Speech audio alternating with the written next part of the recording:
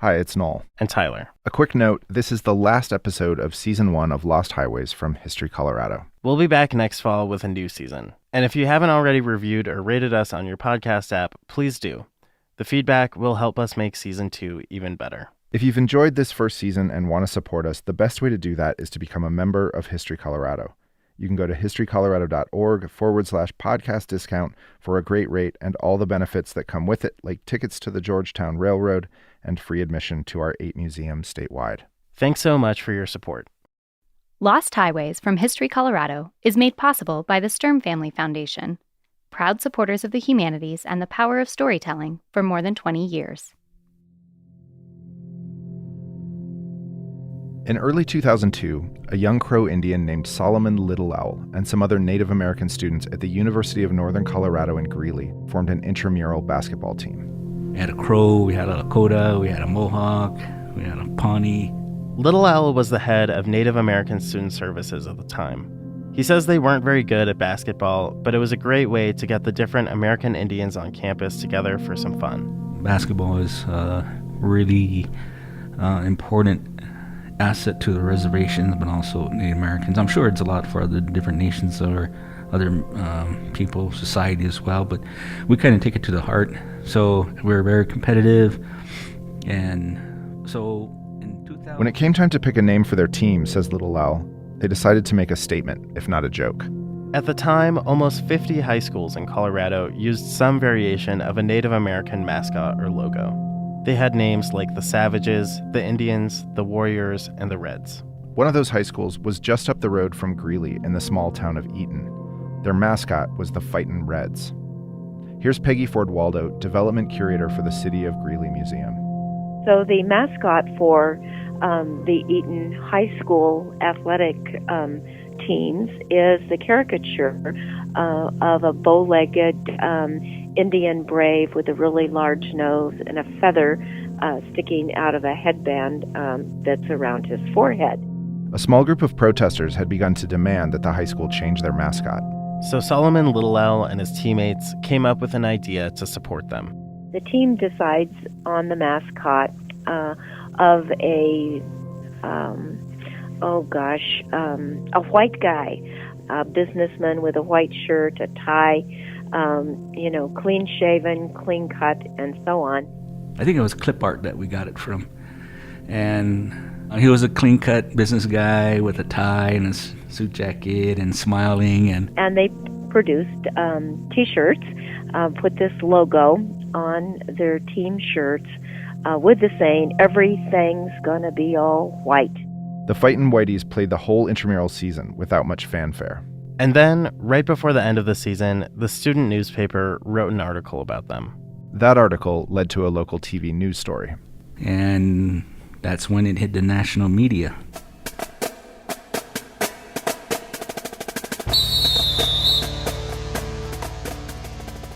Big question this hour, who are the Fighting Whiteys? What kind of a name is that for a sports team? Well, think about it for a moment. Most of us were brought up with teams named the Redskins and the Braves and the Indians without giving it a second thought. Well, now a group of Native American students from the University of Northern Colorado are protesting a nearby high school's use of the name Fighting Reds by naming their own intramural team the Fighting Whiteys. They were talking about the Fighting Whiteys on CNN. One night we had CNN, MSNBC, and ABC in my office all wanting to interview me at the same time. MSNBC kicked out CNN and ABC. And it was a sight to see. Almost overnight, they were famous. People wanted to be my lawyer, my doctor, my dentist. We got a group of women, I think it was out of Arizona, that wanted to be our cheerleaders. And people were wanting to take me on cruises and cruise ships. Man, it was just crazy. And there was a huge demand for their T-shirts. Within the first year, Fightin' Whiteys T-shirts raised more than $100,000 for Native American scholarships at UNC. All we wanted to do was just share our mascot, but also let the world know that there's representation of Native Americans, not in just Colorado, but everywhere in America. I wasn't in it for the money. I was just in it to make sure that our message was not twisted. But the message did get twisted. White people loved it. Right-wing talk radio host Rush Limbaugh loved it so much that he plugged the t-shirts on his show. It was a huge success, but nothing changed. The Eaton Fightin' Reds went right on being the Eaton Fightin' Reds. From History Colorado Studios, this is Lost Highways, dispatches from the shadows of the Rocky Mountains. I'm Tyler Hill. And I'm Noel Black. On each episode, we explore our home state of Colorado and the American West to uncover overlooked stories we can't believe we'd never heard. There are still more than 1,000 public high schools across the country that use stereotypes of American Indians as their mascots. And Colorado is no exception. We still have more than 30 of them. On this episode, we look at the history of American Indian mascots and the different ways that tribes, teams, governments, and communities have grappled with the controversy.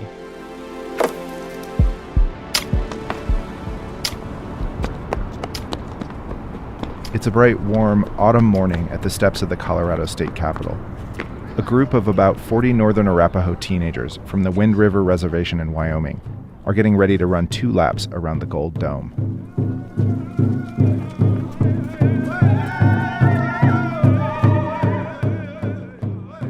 This final symbolic stage marks the end of the Northern Arapaho's part of the 21st annual Sand Creek Massacre Memorial Healing Run.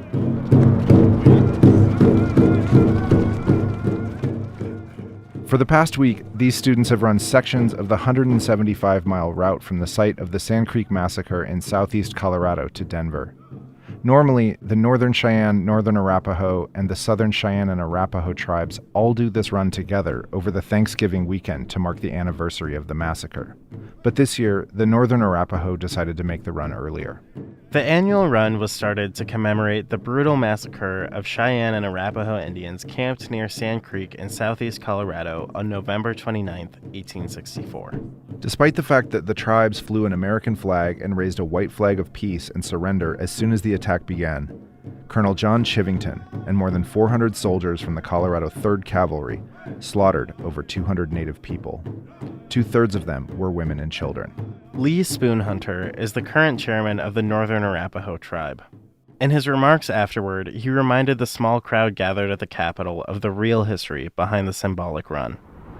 I think about the children who were running with their moms because this camp was a lot of mostly elders, chiefs, women and children. I think about these little ones and how their mothers were running for their lives with them and trying to get them to safety, knowing that if they stayed within the camp, they would be murdered. At the end of the ceremony, run organizer Gail Ridgely invited a stocky Caucasian man with gray hair and a red shirt with an American Indian logo on the chest to the podium. I'd like to introduce Jeff Rasp.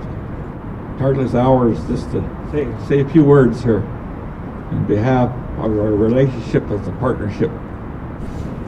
Thank you, Gail. I have to say our school is honored and humbled to be a partner with the Northern Arapaho tribe.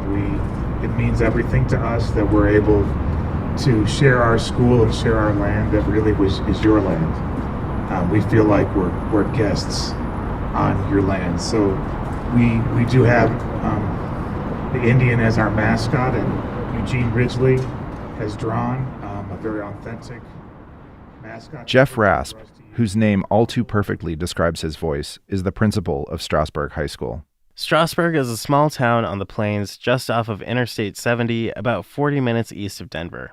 It's also one of the stops on the Sand Creek Memorial Healing Run. And it's one of the 50 or so Colorado high schools that used Indians as both their name and their mascot. And they still do.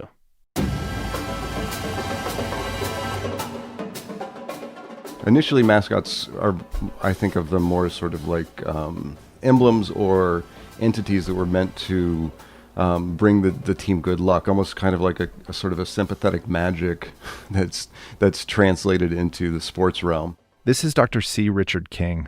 He's professor of humanities, history, and social sciences at Columbia College in Chicago. And he's been studying the use of American Indian mascots for much of his career. Most recently, he's the author of the book Redskins, Insult and Brand.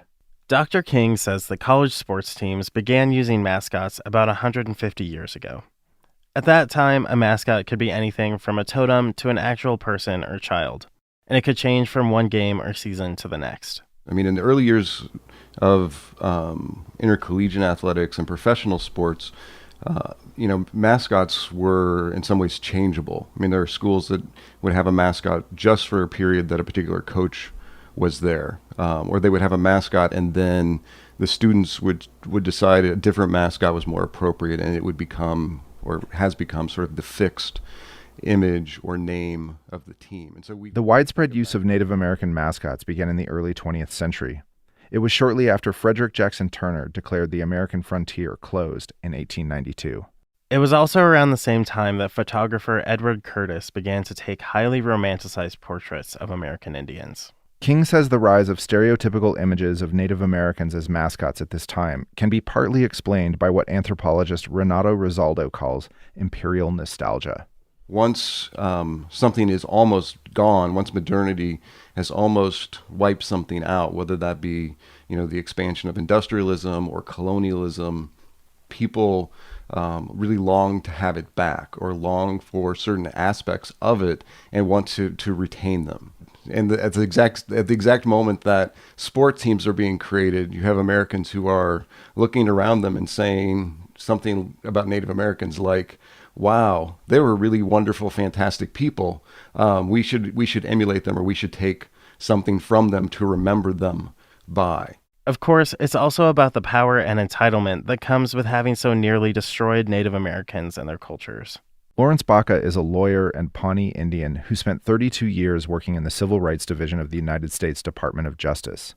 He argued some of the most important American Indian civil rights cases, including Myers and United States v. San Juan County School District, which is considered to be the Native American equivalent of Brown v. Board Education. Baca grew up in the 1950s and 60s near San Diego in El Cajon, California. The mascot for the El Cajon Braves was a caricature of a dancing Indian called Little Ugg. Little Ugg is a dancing figure with a tomahawk in one hand.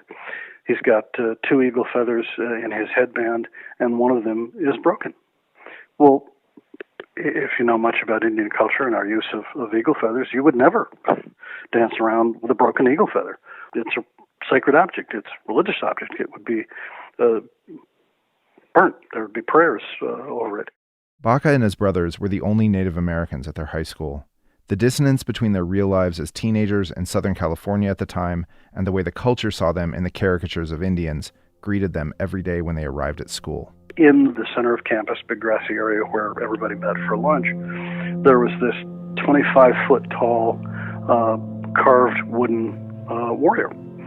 He's got a loincloth on, nothing else, hair hanging down his back, a war club sitting on the ground. His arms are crossed in the stoic Indian looking off to the west position. Baca himself was able to blend in because he wore his hair short, but his younger brother got singled out. He was kicked off the cross-country team because he grew his hair down to his shoulders, and they said that violates the school regulations.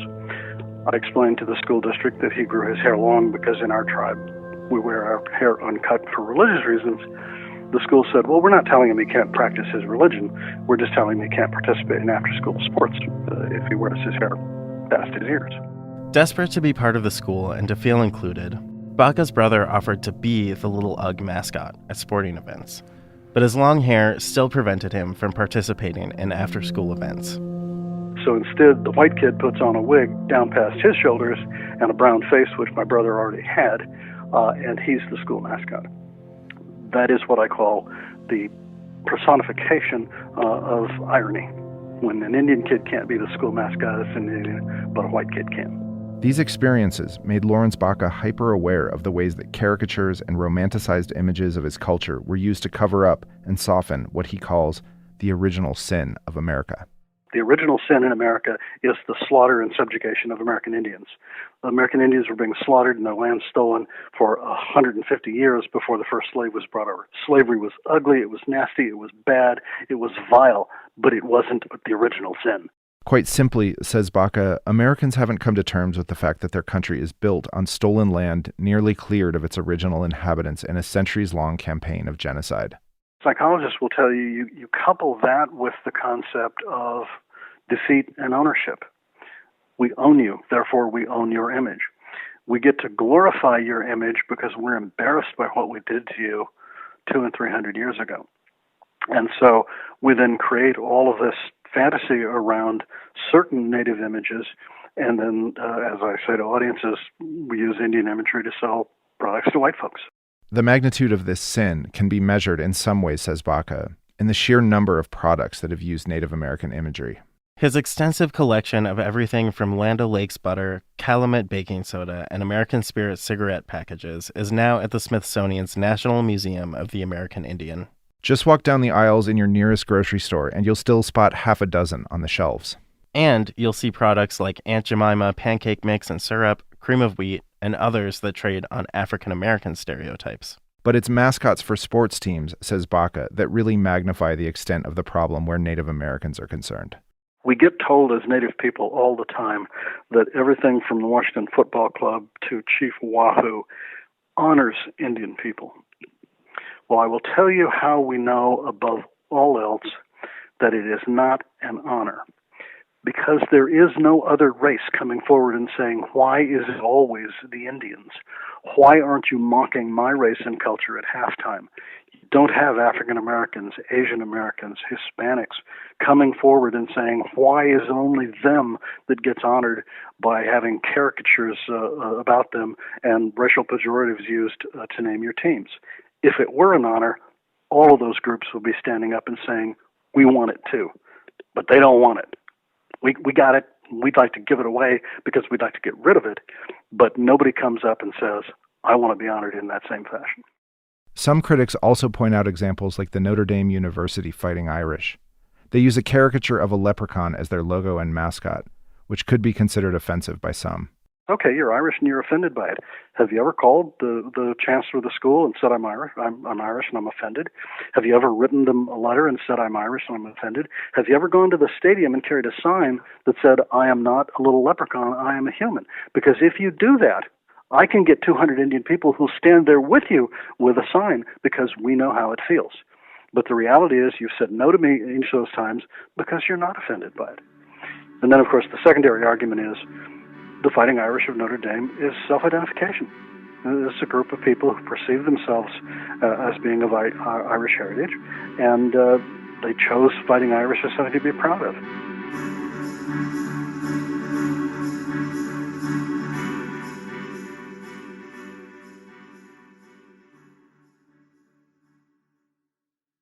Support for History Colorado comes from the Coors Brewing Company. Coors is proud to sponsor Beer Here, Brewing the New West, now on view at the History Colorado Center in Denver. The exhibition features artifacts and insights that reveal why Coloradans today enjoy 360 breweries and counting. More than just a tale of ale, Beer Here is a story of Colorado, told over a few beers.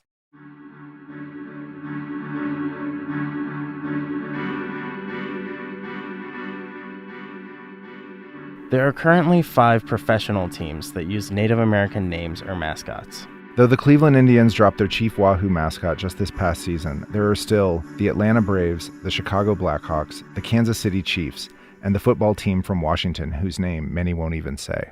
I call it the R word because I compare it to the N word all the time. And of course, I'm known for using both words when I speak to audiences. I don't say R word or N word. I say the words flat out because I want the audience to feel the punch of the word and say to them, when a black person hears the N-word spoken completely, that's how an American Indian hears redskin. The team from Washington was originally from Boston, says Lawrence Baca. At first, they were the Boston Braves. As team lore would have fans believe, they soon changed their name to honor a Native American coach and 4 Native American players. But it was always something of a lie, says Baca. They named the team the Redskins because they had an American Indian coach named Lone Star Dietz. Well, Lone Star Dietz wasn't an Indian. Now, he led his whole life claiming he was, and so maybe the team believed that he was. But the fact is, he was a fraud. He was a white guy passing himself off as an Indian. But then the team moved to Washington, D.C. By the time they moved to the nation's capital in 1937, the name had already stuck. Then, 30 years later, protests and demands to change the name began as part of the civil rights movement, says C. Richard King. So, activism around and questioning mascots really begins in the late 1960s in association with a broader resurgence of Native American political, intellectual, and cultural life and activity, right? This is the same time period that African Americans are saying, why is there a restaurant called Sambo's in the United States? Why is Aunt Jemima still in a pancake box? But protests against Native mascots in professional sports have had little effect. The Washington football team has been the subject of protests for 50 years, and there's been really no change other than the rhetoric and the tactics that various owners have taken in an effort to deflect the critique and deny the assertions of the activists. And so I think that contrast is really important to note, is that there's been... Further complicating the matter, some polls have found levels of support for Native mascots among Native Americans. But these polls typically survey anyone who self-identifies as having Native ancestry, rather than actual enrolled tribal citizens. Critics argue that many of the respondents who like the mascots have no real stakes where discrimination is concerned. In a series of legal challenges, the Washington team's trademark was revoked on the grounds that it was disparaging to Native Americans under a 1946 trademark law called the Lanham Act. But the case was ultimately overturned in 2017 when an Asian American band ironically named the Slants challenged the Lanham Act under the First Amendment. And so the team from Washington kept their name and their logo.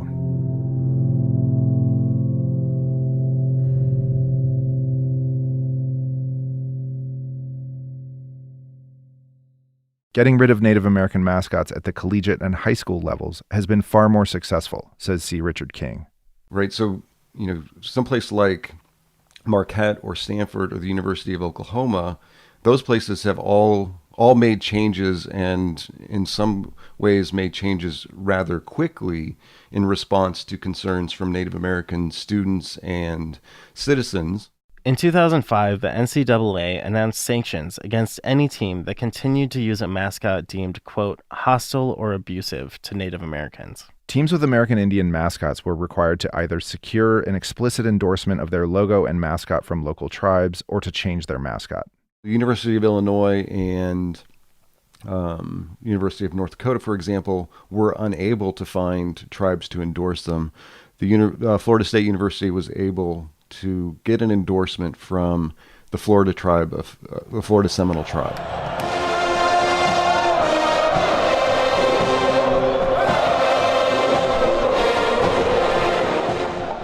Despite the endorsement from Seminole tribes in Florida, the mascot remains problematic.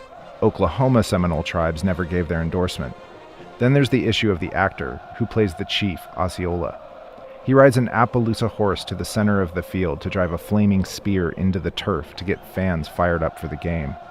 But he's played by a white actor in dark makeup. C. Richard King says that beyond those concerns, one of the biggest problems is that fans of opposing teams don't often share the respect for the tribes that their fans at home might have. For their homecoming, they're playing a team with an Indian mascot, and they'll have banners up like, welcome to the second Trail of Tears, or something like that. And to me, it's clear that obviously the opposing fans have not shifted at all in terms of how they're thinking about Indians and Indianness, which begs a bigger question to be thought of. It's like local change is really important, but what happens when local change travels? The Utah Utes have what may be the most successful example of a tribal endorsement in the NCAA. They had already dropped their Runnin' Redskins nickname all the way back in 1972 in favor of Utes.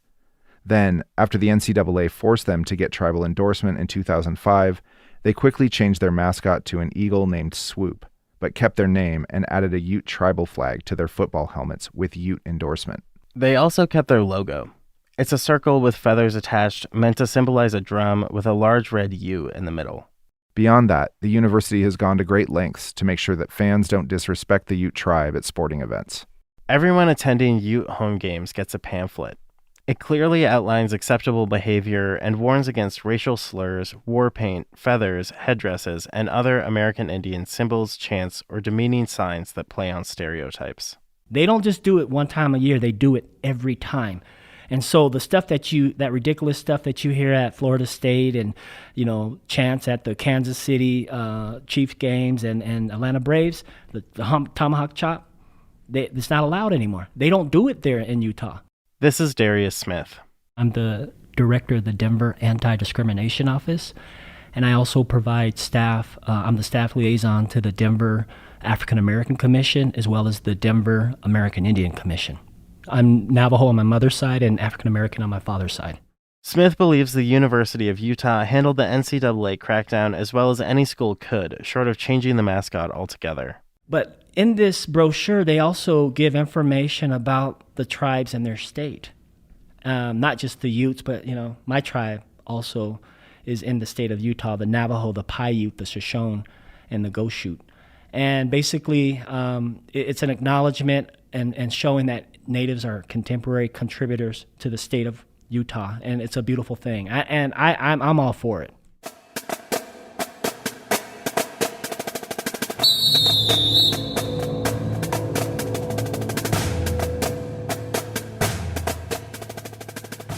In 2014, John Hickenlooper became the first Colorado governor to publicly apologize for the state's role in the Sand Creek Massacre. Today we gather here to formally acknowledge what happened, the massacre at Sand Creek. And we should not be afraid to criticize and condemn that which is inexcusable. So I'm here to offer something that has been too long in coming. And on behalf of the state of Colorado, I want to apologize.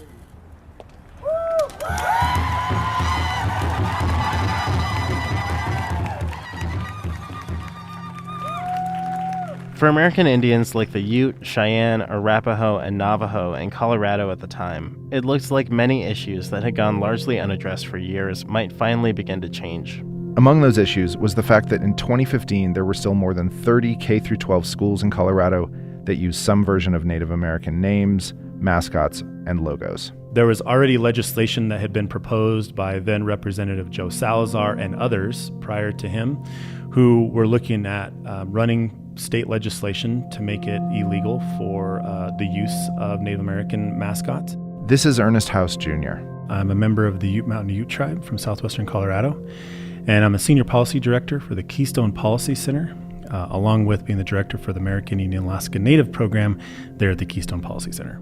House also comes from a family of Washington football fans, which complicates his perspective and feelings about American Indian mascots. At the time of the legislation, House was the executive director for the Colorado Commission of Indian Affairs. When the legislation to make Indian mascots illegal failed, he began to look for other solutions. House had followed the national and collegiate mascot controversies. Short of legislation or a mandate, he wondered how they could get schools to change. I brought that back to our lieutenant governor then at the time, Joe Garcia, and our staff, and we thought about a way to really increase and engage in a dialogue. And how could we educate folks, maybe taking a step back, getting that perspective? Some schools like Arvada, Montbello, and Arapaho high schools in Denver had already either changed their mascot or worked to redesign their logo and mascots and build relationships with the tribes. It followed logically that if more schools were going to change, then they'd need to be educated too. So on October 5th, 2015, Governor John Hickenlooper signed an executive order creating the Governor's Commission to study American Indian representations in public schools. The commission was formed to, quote, facilitate discussion around the use of American Indian imagery and names used by institutions of public education. The only objectives going in were education and dialogue. I hadn't seen this type of approach very often by anybody else. It was a longer approach. It might have been easier just to try to focus on state legislation, but it seemed like what we were missing here was that key education and who I had heard Darius give these presentations, but I'm also an American Indian. I talk with him and visit with him regularly, but I also taken a step back going, wow, there's probably a lot of people who don't know yours and others' history. The commission was comprised of 16 people, including Darius Smith, various tribal members from around the state, educators, and students. One of those students was a young woman named Lindsey Nichols from Strasburg High School in eastern Colorado. I'm Lindsey Nichols. I'm a senior at CU Boulder, so I actually started this project 4 years ago, my senior year of high school at Strasburg. And I really got involved, I think it started at an early age because I was really interested in Native American history, culture. I used to go to the library the town over because we don't have a library in Strasburg. So I used to go to the library of town over and just check out books on Native American culture and history. When Nichols got to high school, she was surprised not only by how little her friends knew about Native American history, but how little was taught in school. And so I really wanted to see change not only like the curriculum, but also since our school is the literal Strasburg Indians, I thought that we should be learning way more about the people who used to live in Strasburg and who were first in America in general. Nichols also played sports, and she began to notice the way rival schools' mascots portrayed American Indians. We used to play teams in sports like Lamar, and they're the Savages. We used to play Eaton, and they're the Reds. And I remember comparing what we had in our school, on our gym floor, on our walls, on our jerseys, to what those schools had. And I remember seeing a disconnect because they had more of a caricature, and, you know, the word savages in general is terrible to describe a group of people. And so I really noticed it more with other schools first, but then that made me kind of have this introspective of like, wait, well, is Indian even respectful? Like, are the way we're portraying these people even respectful? With the help of Principal Jeff Rasp, Nichols began to reach out to tribal leaders of both the Cheyenne and Arapaho, the tribes that inhabited the place that's now called Strasburg before American settlers arrived. At that exact time, Ernest House Jr. was just beginning to assemble the governor's commission. It wasn't long before word about Strasburg got back to him. He asked Nichols and Principal Rasp to join the commission.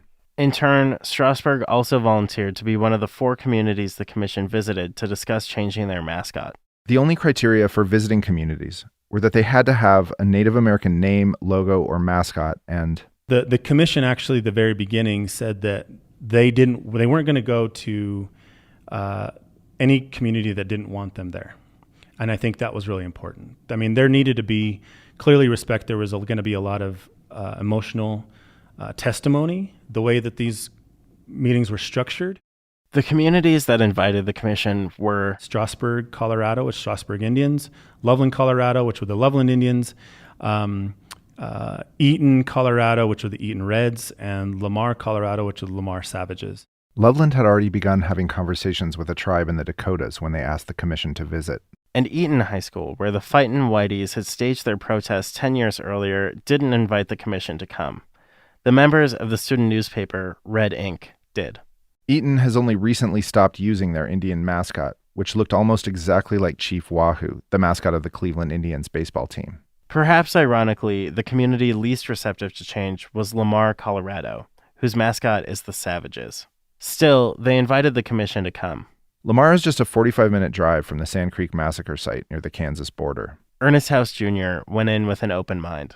It was just to try to gain an understanding of why they still have this mascot, why they still refer to not just the term savages, but link the term savages to American Indians and have that as an ongoing mascot.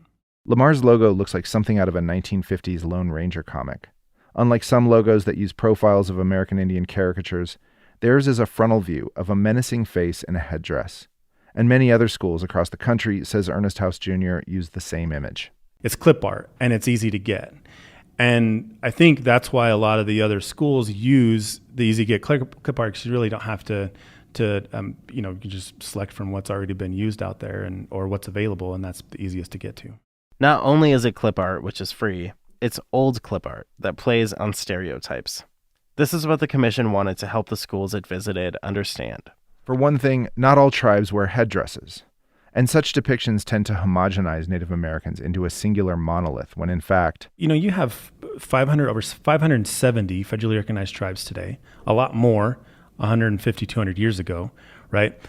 And all of our indigenous cultures had our own name for ourselves. I'm a member of the Ute tribe. Ute's not a name we gave ourselves. It's a Spanish, what the Spanish explorers gave us. We call ourselves Nuchu, but the first written document of Spanish exploration prior to the Treaty of Guadalupe Hidalgo referenced us as Utahs, and then that translated into Utes, and then now it's what we go by, Utes today. Such clip art images that reinforce European perspectives also perpetuate the notion that Native Americans only live in the past, says House. I think my experience in terms of being a member of the Ute Mountain Reservation or a member of the Ute tribe, the oldest continuous residents of what we know as the state of Colorado, but then also running into folks who have never heard of Utes, who don't realize we're still around, that we still exist, that what we've been here around 10 to 12,000 years of what we know what is now Colorado.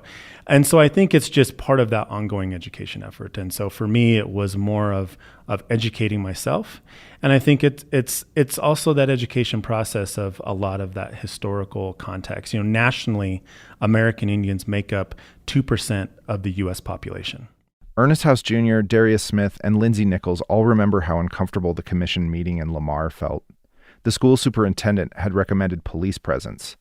Some Lamar residents were already upset about the proposed legislation to do away with all American Indian mascots across the state. Many who came out that night wore their Lamar Savages leather jackets, hats, shirts, and jerseys in support of the mascot. Darius Smith gave his presentation. It's a PowerPoint that outlines the many ways that racist images and stereotypes hurt not only American Indians, but prevent non-natives from having more meaningful relationships with living tribe members. After the presentation, they opened up the discussion with the audience. I remember now there was a person that stood up and said, "I'm a savage. He's a savage. He's a savage." And they're pointing to people that went to high school there, that live in the community. And it was, I think, just of all of the mascots out there in the state of Colorado, that one's probably the most offensive one.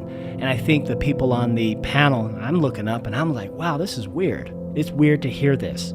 And so I think it was the actual, just the repeating of, "I'm a savage." And there was actually some people stood up and said, before they started, "I consider myself a savage."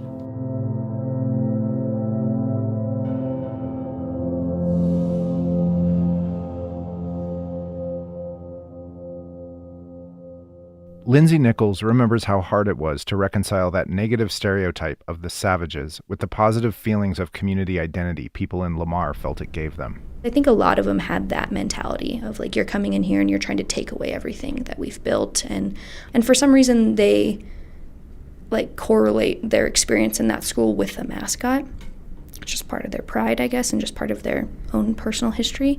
We reached out to Lamar High School principal Greg Eddy for comment. Message 1.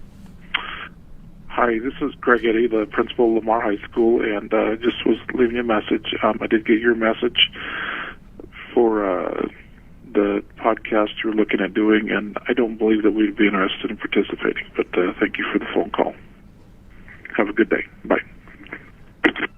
And Lamar High School Superintendent Dave Tecklenburg didn't return our calls. Ultimately, after Lamar invited the commission to give their presentation and hold a conversation with the community, they decided not to change their name or their mascot.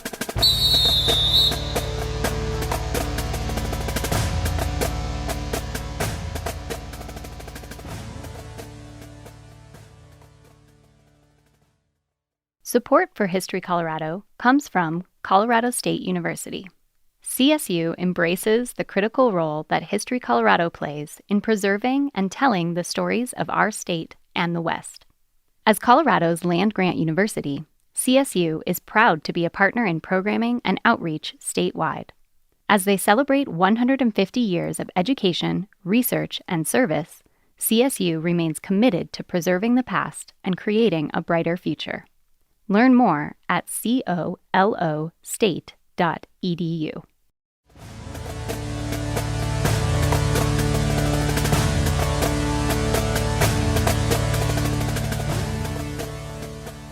Strasburg, Colorado, which is even smaller than Lamar, welcomed the Governor's Commission to study American Indian representation in public schools with little community resistance. Lindsey Nichols, who was a senior at Strasburg at the time, had already been educating friends and members of the community about issues around native mascots and the history of the tribes in the region when the commission first came to visit. And so a lot of people were super supportive and knew who I was. I basically knew every single person who was there. So that was a completely different dynamic. Principal Jeff Rasp had also supported Nichols from the beginning. It was a topic that was kind of near to her heart about studying the mascot and studying the origins. And it was almost a perfect storm. Right about the same time that she came to me and we were starting to do some research on it, the bill that was going to the legislature to ban mascots came to our attention. In fact, one of our school board members went down. Changing their mascot and logo met with very little pushback, says Rasp. And then over the course of that first year that Lindsey was in charge of it, we established this fantastic partnership with the Northern Arapaho tribe, and one of their leaders, one of their elders, Eugene Ridgely, designed a new mascot for us. Anyway, so that was, we knew at that point we had their blessing, and we used that depiction ever since. And then we eliminated any of the other symbols that might have been out there. We didn't have a consistent symbol until then, including for athletics using an S. And the symbol that Eugene Ridgely drew has largely been on almost everything else, including a lot of our academics and stationery and things like that. Changing the logo was a symbolic gesture, but it quickly opened the doors to build more meaningful, long-term relationships, says Nichols. The major relationships that I built were with the Ridgely brothers, who were 3 Northern Arapaho brothers. My parents and I went up to the Wind River Reservation and spent some time with them, and they took us to their school and their casinos up there and just kind of showed us around. And I had no idea what to anticipate with talking to these tribal members. Like, would I be terrified? Would they hate me? Would they tell me that this was never going to work and that it was so disrespectful? And I think the Ridgeleys kind of surpassed all those expectations for me because they were just so kind and so welcoming. And they were more like, well, what do you guys want to do with your school, and how can we help you, and how can we support you? And it was like completely reversed of what I had expected. For Principal Rasp, education and awareness had been the biggest benefit of changing their logo. One of the major changes, I think, just the fact that we were used our partnership or this have benefited so much from the partnership with the tribe has been, to me, the biggest thing. We educate our students on the history of the Arapaho and Cheyenne, particularly Arapaho. We bring them to our school at least once a year to do a major powwow with our students. We've done it ever since Lindsey was here. Okay, good morning there, Strasburg. Did I say that right? Strasburg, yeah. I said good morning. We can do better than that. Good morning. There we go.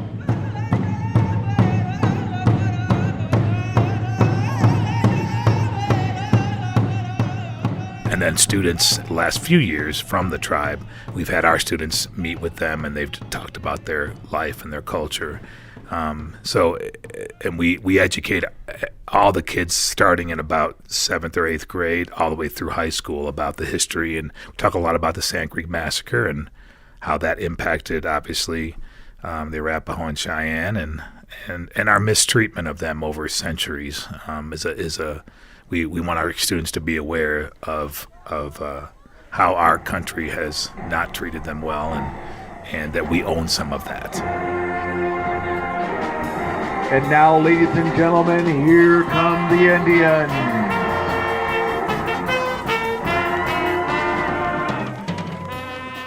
When we talked to students and faculty of the Strasburg homecoming football game this fall, there was nothing but support, not only for the logo and mascot change, but for the relationship with the Northern Arapaho. Here's Cliff Smith. He graduated from Strasburg High School in 1974 and now teaches history there. He says the relationship with the Northern Arapaho has allowed him to teach a richer, more complicated version of American history that connects to the present. Because this land was owned by the Native American peoples. And, when the white man came in here, they took it. That's all there is to it. And that's what happened to most of the West. And so I think that's why it's important to kids, too. They look at this and they see where our part is in this.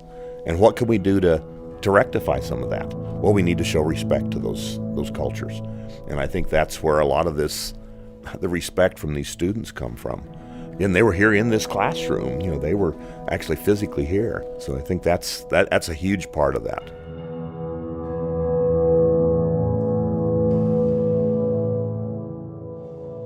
The Strasburg students who've continued Lindsey Nichols' work with the Northern Arapaho feel just as fortunate to have a more meaningful relationship with both the past and the present of the land they live on. Here are Maddie Douglas, Victoria Mariano, and Amity Howard. Well, personally, I don't like Native American mascots. I think they're degrading and wrong almost. But I think this is the best way to do it because I've had opportunities that no other school has, and we've met all these wonderful people, and we have the opportunity of having them come down talking to their students.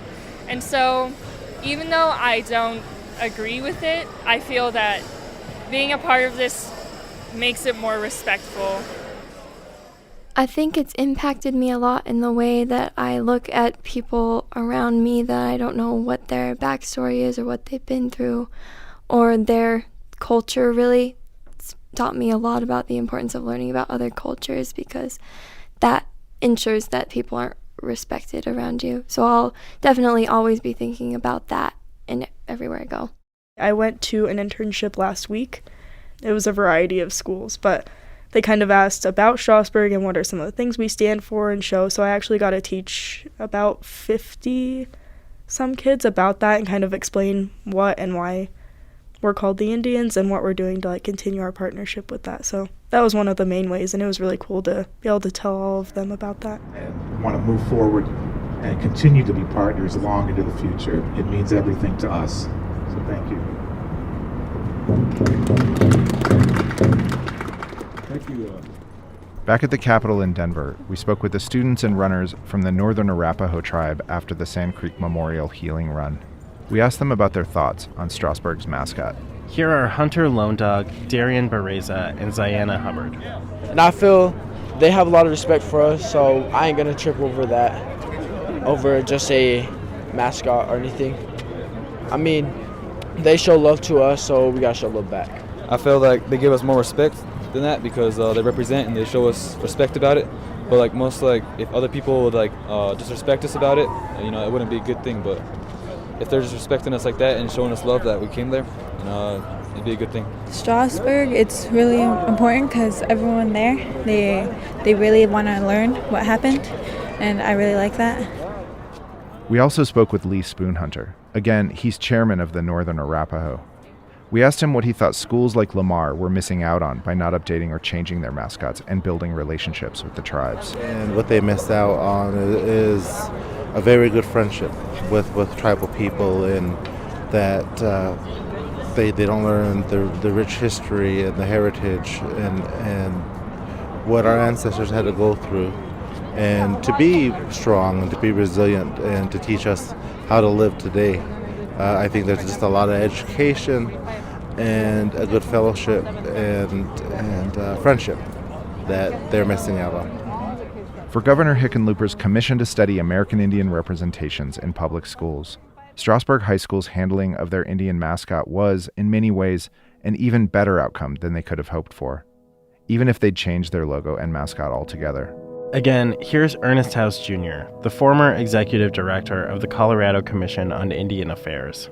Strasburg was just complete. I mean, I'd use them as an example across the board of how the goodness that could come out of this conversation.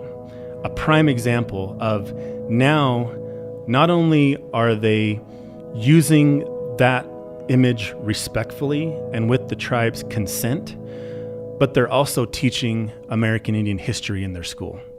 And that's a win-win across the board.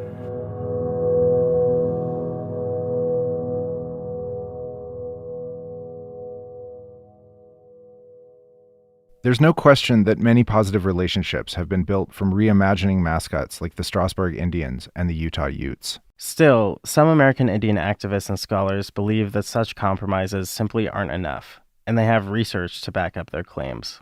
Dr. Stephanie Fryberg is professor of psychology at the University of Michigan and a member of the Tulalip tribes. She studies the psychological effects of stereotypes like school logos and mascots on Native American students. We exposed Native American high school and college students to American Indian mascots and looked at the effect on self-esteem, community efficacy, and future achievement-related possible selves. And so when exposed to the mascot image, relative to being exposed to nothing, what we refer to as a control condition, what we find is that exposure decreases self-esteem, decreases the students' belief that their tribal community can improve itself, so what we refer to as community efficacy. So their confidence that their tribe has the both ability and power to improve itself over time. And it decreases achievement-related possible selves, which are effectively their future goals, achievement-related goals. So they have less future aspirations, achievement-related aspirations in school when exposed to the mascot. In other words, says Fryberg, the way we see ourselves represented in the society and culture we live in has a huge impact on what we believe is possible for ourselves, our families, and our communities. One of the things that we have learned across all of our research is that it's really tied to the fact that contemporary Native people are relatively invisible in mainstream society. And the use of Indians as mascots is sort of one of the ways in which we are represented. And the problem with it is that it represents us in a very stereotyped way. We all do this. We look out into the world to see how our group is represented, and we use that information to influence whether or not we attempt to take on a particular representation or whether we want to go out and become a doctor or a lawyer. It very much depends on how we are seen in society. Darius Smith saw this effect on students firsthand when he was the director of Indian education at Denver Public Schools. And what fascinated me was there wasn't that many American Indians playing high school sports. This was before Arvada, Arapahoe, and Montbello high schools had changed their American Indian mascots. I was aware of what was happening at Arvada, Arapahoe, and Montbello, and I started saying there's a direct correlation with this in terms of the self-esteem of American Indians, but at the same time, the perception of non-natives that they have about American Indians. I would talk to a lot of the high school students who were American Indians in Denver Public Schools and say, why don't you play sports? I don't want to say stereotypes, but often they said I couldn't beat those fast black guys. I can't beat those big white guys. I started realizing that there was a connection and that maybe I needed to look at how that imagery was impacting Native people. The problem, says Fryberg, is that even redesigning respectful mascots and logos with tribal blessings and school support doesn't significantly benefit Native people. What the research shows, other research that we've done with non-natives, in particular with whites, shows that keeping these representations boosts their self-esteem and makes them feel good about their group. And so the desire to keep it is very much tied to them and not to Native people. In fact, we see very little in terms of support for keeping Indian mascots. We don't see that connect to support for, say, policies that would help Native people or support for different programs that might benefit Native students. So it's very much... Here's attorney Lawrence Baca again. The fact is, you can't assure that in all futures, the only people who will go to the school are members of that tribe who will say, hey, I'm truly honored by this. And quite frankly, while the tribal government is stepping in and helping out, it doesn't necessarily mean that even the tribal members themselves all uniformly agree. And I applaud them for doing it. I applaud the tribe for coming forward and saying, let's help you out. But because underlying it all is still this concept that the Indian child sees that my race is used as a mascot and no other race isn't, has the potential of some very negative long-term effects on their educational process and their psychological well-being. Dr. Fryberg doesn't dispute the positive outcomes of the relationships built between Strasburg High School students and the Northern Arapaho. She thinks such exchanges should be happening between as many schools and tribes as possible. However, it should happen regardless of whether or not they're able to use the Indian mascot. And if it were the case that getting rid of that mascot would stop that educational exchange, then it really wasn't premised on the right motivation anyway. Lawrence Baca is blunt about the consequences. Unless and until we get rid of stereotypes, Indian people will not be able to escape being trapped in the amber from 200 years ago and come into the modern world as real people. Even though we maintain our culture, as long as we continue to think of Indians as romantic figures out of history, we're not going to give them the rights they deserve today. Neither Lawrence Baca, Dr. Fryberg, Darius Smith, or Ernest House Jr. believe that the problem of Native American mascots can or should be solved with legislation or legal challenges. And though tribes giving their blessings to American Indian mascots may not be the ideal outcome in the long run, it's opened the doors to more meaningful change. It'll take more education, more outreach, and more personal connections to help change perceptions about American Indians past, present, and future. Darius Smith remembers one such connection after his presentation at Strasburg High School. For him, it was one of the most meaningful moments during his time on the Governor's Commission. So I think that what was so powerful for me was the enthusiasm, because the kids came up to me afterwards, and there was hundreds of them, and they wanted to shake my hand, and they were like, this is the first time we ever heard a native speak. And then there was one girl in there, and she was Navajo. That's my tribe. And I had a necklace on, and I put it over her neck, and she just looked at me and smiled, and everybody just got quiet. And she's all like, and she just stared at me, and Principal Rasp didn't see that. But I left there, I just felt so good. And it was a powerful moment, because those students, they were like, yeah, this is wrong.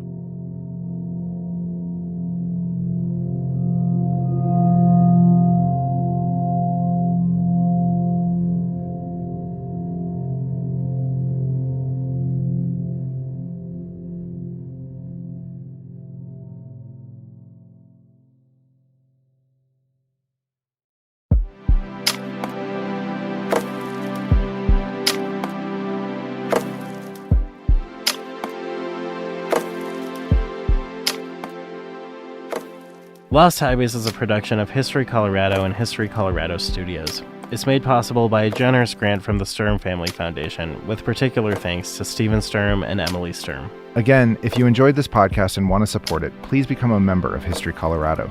You can get 20% off your membership at historycolorado.org/podcast discount. Plus, you get all kinds of great benefits like free admission to our 8 museums around the state. And you can see things on exhibit and in our collection that help tell this story, like a Fighting Whiteys t-shirt, a Utah Utes football helmet, and Strasburg High School gear with their new logo. And even if you don't become a member, you can still get $2 off admission to any of our museums just by mentioning the podcast. Special thanks to Susan Schulten, our history advisor on this episode, and to Chief Creative Officer Jason Hansen, our editor. And to Connor Bergal, who composed our theme and the music for this season. And to Morgan Ferris, Program Assistant for the Colorado Commission of Indian Affairs. Many thanks to our editorial team, Chief Creative Officer Jason Hansen, Sam Bach, Sean Boyd, Brooke Garcia, Steve Grinstead, Kimberly Cronwall, Jose Ortega, Julie Peterson, Angel Vigil, Marisa Volpe, and Zach Workowicz. And to our advisory group, which includes Stephen Sturm, Emily Sturm, Chief Creative Officer Jason Hansen, Thomas Andrews, Jonathan Futa, Charlie Woolley, Susan Schulten, Tom Romero, and Kara DeGette. Finally, thanks as always to the entire staff at History Colorado. I'm Noel Black. And I'm Tyler Hill. Thanks for listening.